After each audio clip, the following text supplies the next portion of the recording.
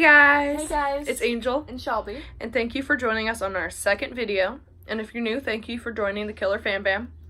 That is the name that we decided to give to our fandom. Our fans and whatever. It's all the same. So anyway, what is our video about today, Shelby? Well, actually, today we're going to be talking about someone who is well known for dressing up as a clown for children's birthday parties. People who are near and dear to my heart actually requested that we do this video today. So, shout out to Bo and Cass. That's right, folks, we're talking about John Wayne Gacy. And before we get into the video, go ahead and like and subscribe. And head over to our Facebook page where we post hints for all of our videos for upcoming weeks. And all that stuff will be down in the description. So, we're going to go ahead and get into the video, grab a snack, grab something to drink, and let's do this. So John Wayne Gacy was best known for the rape and murder of 33 teenage boys as well as adult men, spanning from 1972 until his capture on December 22nd of 1978. He was born on March 17th of 1942 in Chicago, Illinois. His childhood was very troubled, and Gacy and his siblings grew up with an alcoholic father who would beat the children as well as Gacy's mother. Gacy received further alienation at school due to a congenital heart condition, but he later realized that he was attracted to men and experienced great turmoil over his sexuality. Gacy worked at the fast food chain KFC as a manager during the 60s, and later became a self-made building contractor and Democratic precinct captain in the 70s. Gacy was very well liked in his community, often working at children's parties as a clown, which he named himself Pogo the Clown. He was married twice between 1964 and 1976. The first marriage was to Marilyn Myers. They were only married for 5 years. During his marriage to Myers, they moved to her hometown in Waterloo, Iowa, where Gacy managed 3 KFC restaurants. Myers filed for divorce after rumors came out about Gacy engaging in homosexual acts in May of 1968. Gacy was indicted by a grand jury in Black Hawk County for sodomy of a minor. He received a 10-year sentence and was sent to Iowa State Reformatory for Men. He only served about 10 months before being released on probation. And then to expand a little bit on the arrest in 1968, he was convicted of sexually assaulting 2 teen boys, and he was originally given a 10-year prison sentence. He was released on parole in the summer of 1970, but was jailed yet again after another teen accused him of sexual assault. The charges were dropped when the boy didn't appear during the court trial. In June of 1972, Gacy married Carol Hoff. She was newly divorced with 2 daughters, and she lived with Gacy in his Summerdale Avenue home, where a majority of the victims were buried. They later got divorced in March of 1976.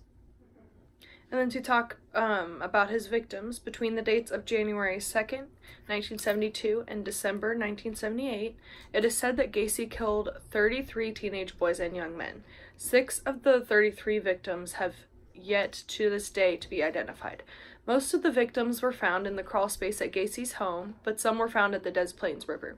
Gacy used multiple different methods to ensnare his victims. He would offer to pay them for sex, impersonate a police officer, offer them drugs and alcohol, or invite them over to watch pornography.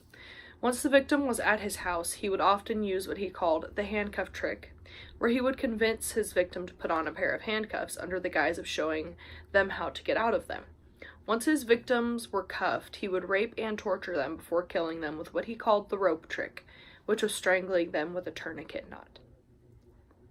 In 1977, a young man went to the Chicago police claiming that he had been kidnapped and molested by Gacy. A report was made, but officers failed to follow up on it. The following year, Gacy murdered a 15-year-old boy who had gone to Gacy's home to ask about a job with his construction company. This time, the Des Plaines police got involved and searched Gacy's home. They found a class ring, clothing from much smaller individuals, and other incriminating items. Officers discovered that the ring belonged to a teenage boy who was missing, and they found a witness who claimed Gacy had admitted to killing up to 30 people. So Gacy was arrested on December 22nd in 1978 in connection with the disappearance of a 15-year-old boy, Robert Peist. Following his arrest, Gacy was questioned intensively by police, and in January of 1979, he confessed to killing Robert Peist and 6 others. He also gave information that led to the eventual recovery of the remains of 33 victims. Gacy was indicted by a Cook County grand jury on January 8th of 1979.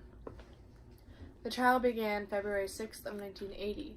Gacy was originally charged with the 7 murders he had confessed in January of 1979, and with the felonies of aggravated kidnapping, deviated sexual assault, and taking indecent liberties with a minor. It was during the months leading up to the trial that excavation under Gacy's house and dredging of the river near his home has led to the discovery of 26 more bodies. These victims were added to the original charge for a total of 33 counts of murder. When the trial began, the arguments and testimony on both sides focused on what Gacy's mental state was at the time of the murders. The prosecution argued that Gacy was entirely sane and calculating, while the defense team tried to convince the jury that Gacy was mentally disturbed, possibly a result from the physical abuse he suffered as a child at the hands of his father. The defense also stated that he was schizophrenic or suffered from a multiple personality disorder. If the jury could have been persuaded that Gacy was mentally ill and unable to control his actions, he would have been placed in a state mental institution with the possibility of being released if he was found mentally stable later on. During the 13 days of testimony, the prosecution questioned an astounding of 60 witnesses. The witnesses were relatives and friends of some of the victims, all the way to former employees of Gacy's. The prosecutors also brought psychologists as expert witnesses who testified that Gacy was sane at the time of his killings. The jury deliberated for less than 2 hours before returning a verdict of guilty. The following day, the same jury was asked to consider the sentence, and after deliberating for a little over 2 hours, they sentenced John Wayne Gacy to death. After all of his appeals failed, John Wayne Gacy had his final death row meal, in which he would request 12 fried shrimp, a bucket of original KFC chicken, and French fries and a pound of strawberries. After his meal at 12:01 a.m. on May 10th of 1994, John Wayne Gacy was executed by lethal injection. After the execution began, the lethal chemicals unexpectedly solidified, clogging the IV tube that led into Gacy's arm, and prohibiting any further passage. It took 18 minutes for Gacy's execution to be completed. I don't know, if I was a professional executioner and was doing an execution and I had a tube in someone's arm and it thickened up on me. Could you imagine if that was like your first time actually doing it too? Like, be like, shit, what do? I don't even know what I'm supposed to do. I'd be freaking out at that point. I'd probably pass out. Yeah, definitely. I'd be like, yeah, just wake me up when he's dead, because I can't do this anymore. That's just crazy to me. I couldn't be an executioner. I couldn't either. I don't have the stomach for it. Mm-mm. Even if they are bad people, it'd be hard for me to kill someone in general, so. Yeah. But although this highly publicized killer fueled America's already growing fear of stranger danger and sexual predation on children, John Wayne Gacy is still today seen somewhat as an icon in the killer universe. With a multitude of movies, TV show appearances, and more, there have even been exhibits in honor of the paintings Gacy made while on death row that look like paint-by-numbers work. Here's a picture of one of the paintings. Yep.